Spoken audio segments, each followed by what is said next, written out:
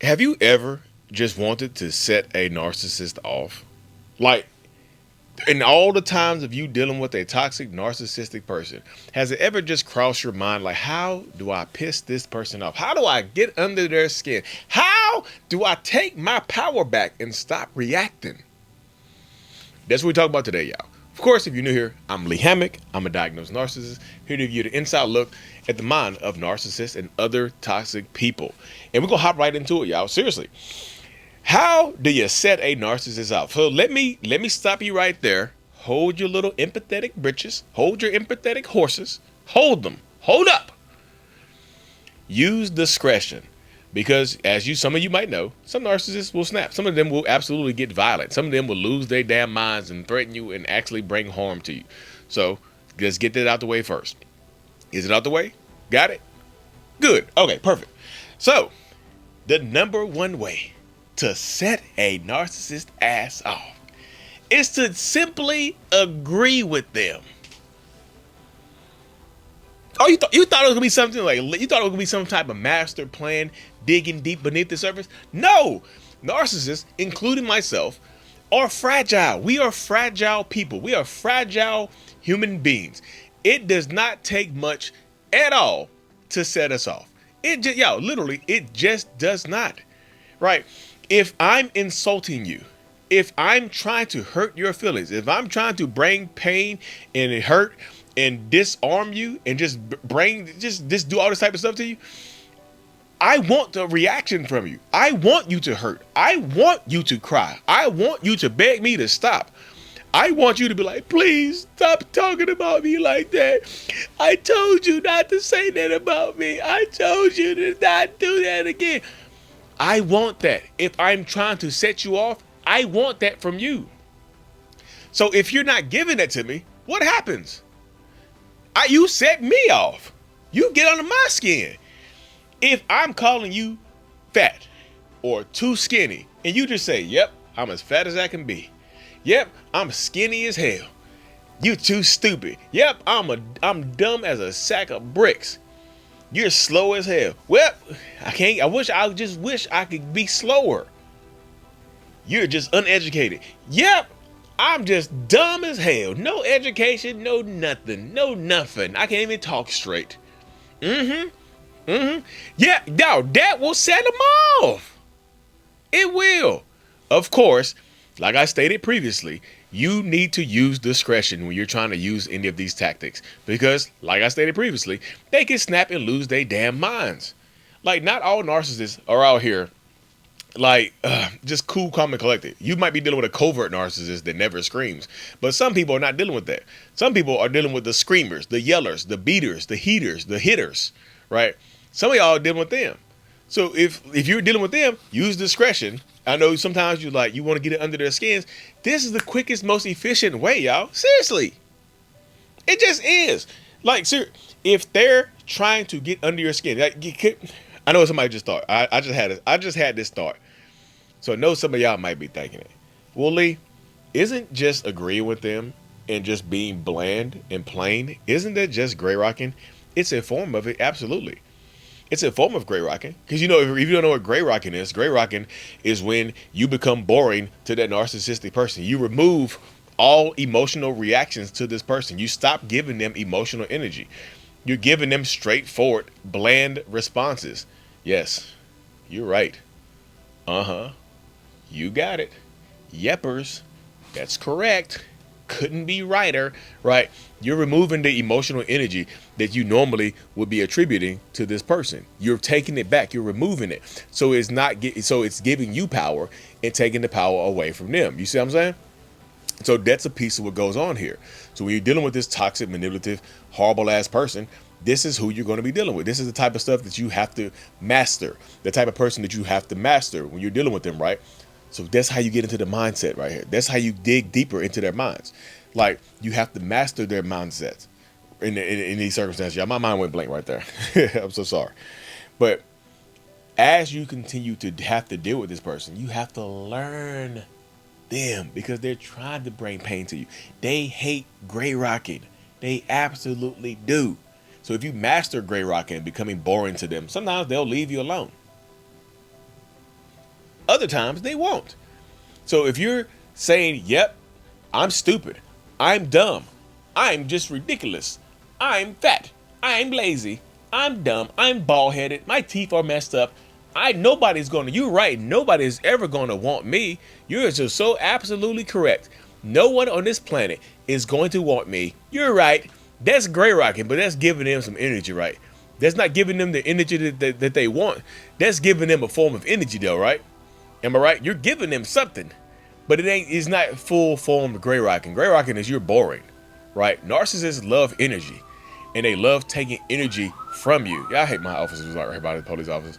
It's safe. It's safe. It provides that safety, right? But it's also like every few minutes, you know what I mean? But great, like I said, it's a form of gray rocking, but it's just a little bit more antagonistic. Because you're trying to antagonize them when you just regularly agreeing with them, they're going to take it as antagonistic. They're going to take you as an enemy combatant, and some of them will snap on your ass. I promise you, some of them will snap on you because they feel like you're being antagonistic. They feel like you're just like, why you talking like that? You are dumb. Yeah, I'm dumb. This is how it will go, y'all. You dumb as hell. You're right, I am dumb. You is dumb. Thank you for agreeing with me. No problem. I'll agree with you all the time. See, dumb people would agree with me. You call me dumb, I agree with you. I'm dumb. You see, dumb people don't even know that they're dumb a lot of times. Well, I don't know. I'm dumb either sometimes, right? I'm just so stupid. I'm just so dumb. You're right. Why the hell are you talking like that? Talking like, well, I'm just agreeing with you. Why are you agreeing with me? So you just gonna admit that you dumb? What the hell? See, I don't see what's going on here. See, this is dumb. This is ridiculous. I'm about to get mad as hell. I'm about to lose my mind on you. I'm about to snap on you. Now they're going to snap on you because you're not giving them energy. You're not giving them that emotional energy. What sense does that make, y'all? You have to look at it through that lens right there. What sense does it make when you're dealing with somebody who thinks like this, who acts like this, who talks like this? What sense does it make? You got to do, like, seriously.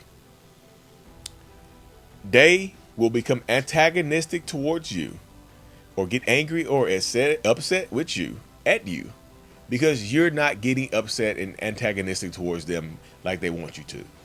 They will argue with you because they will argue with you or get angrier because you're refusing to argue with them, because you're refusing to push back on them.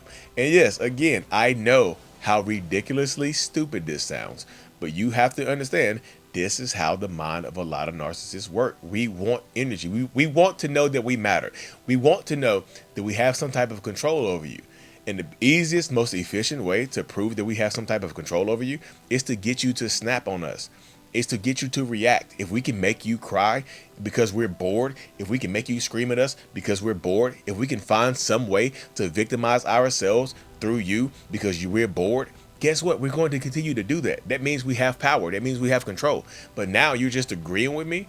Now you're just telling me what I want. Now you're taking the power away from my insults. How dare you? Again, how dare you take away the power from my insults? How dare you strip my power away from me in these circumstances? That's how it goes, y'all. I'm serious. Oh, is this two rant bubble? It's another rant. Yeah, I'm going through. It's another rant. How stupid. It really is dumb, y'all. It really is dumb of narcissistic people. And yes, my mind works that same way. I still think very narcissistic, y'all. I just don't behave that way because I understand it. Because I've been in therapy for 8 years and I've been able to kind of curtail my emotions to get the results that I want out of life, the positive results, and not always the negativity, not the negativity that I've been involved in and whatnot. The positive results that I enjoy, that I like, that I feel. I love that. I need that. I need the positive results.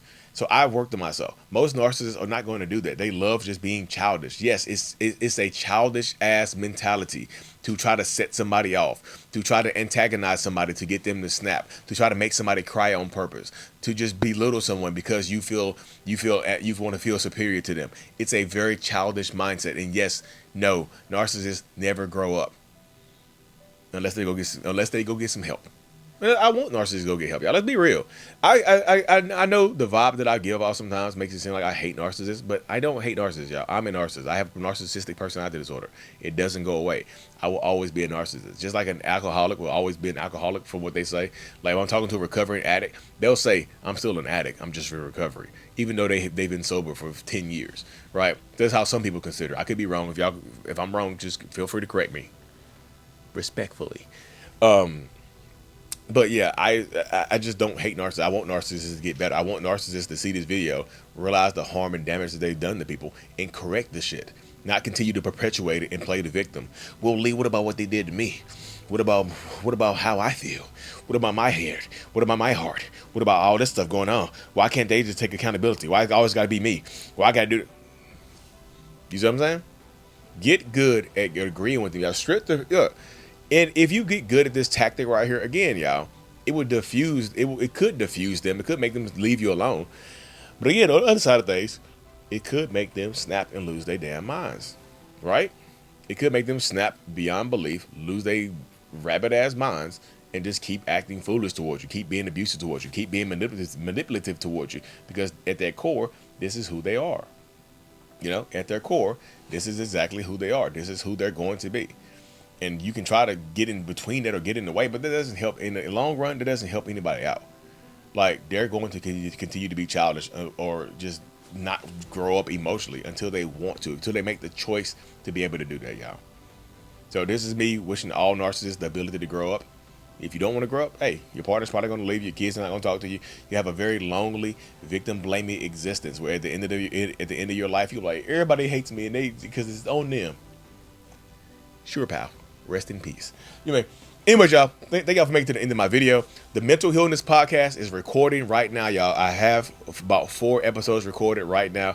I have 3 more interviews this week, so it's going to be 7.